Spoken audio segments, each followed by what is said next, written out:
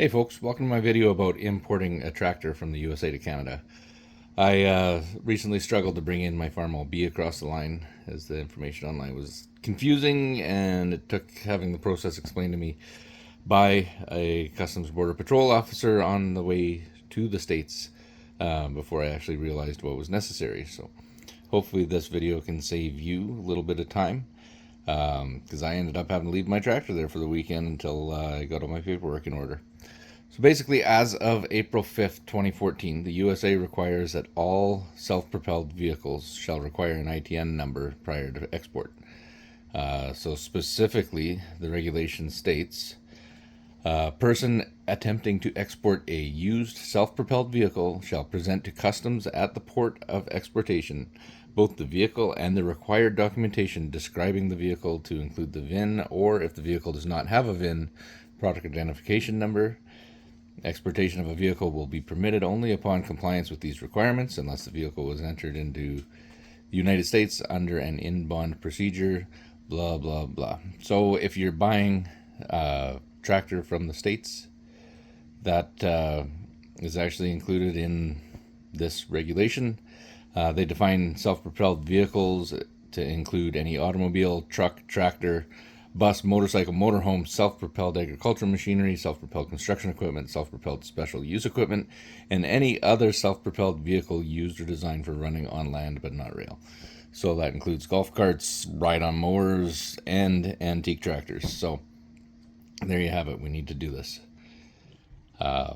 So basically, as soon as you get the invoice or the bill of sale or whatever you're getting from wherever you're purchasing it, you need to get in touch with one of the brokers that will get you an ITN number assigned.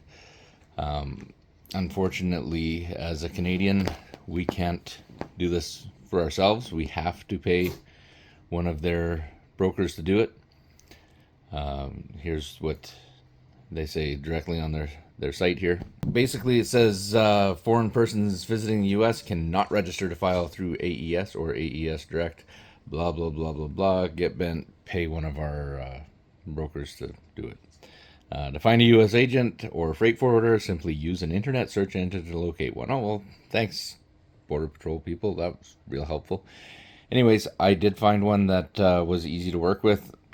I'm not being paid or encouraged. They don't even know that this is being put out there, but Mike's Parcel service is what I used. So realistically, you could use any broker, but I used Mike's Parcelpickup.com. They're in Pembina, North Dakota.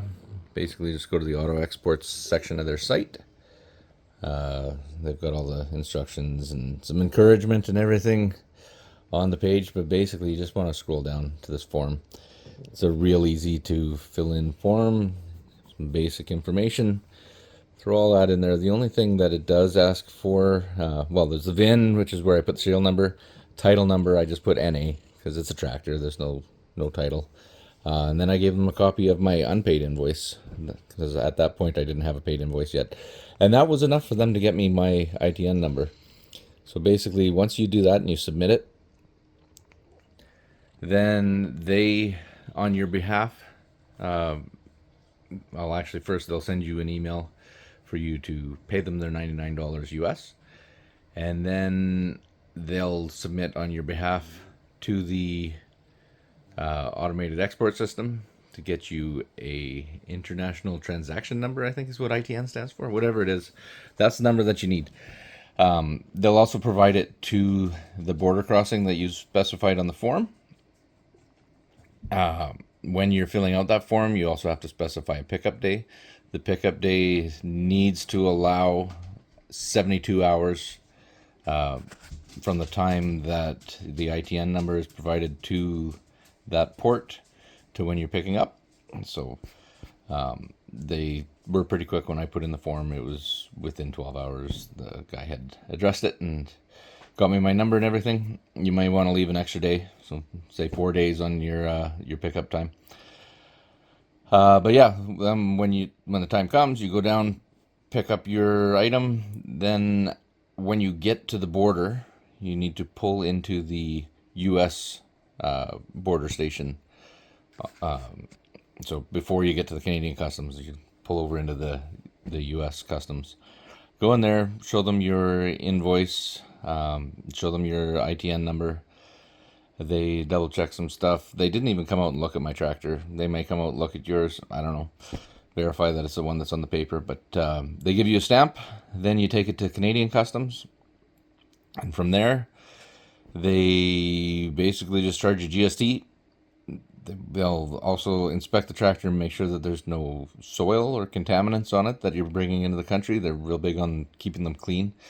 So maybe before you hit the border, take it to a car wash station and blast off any extra dirt that's on it.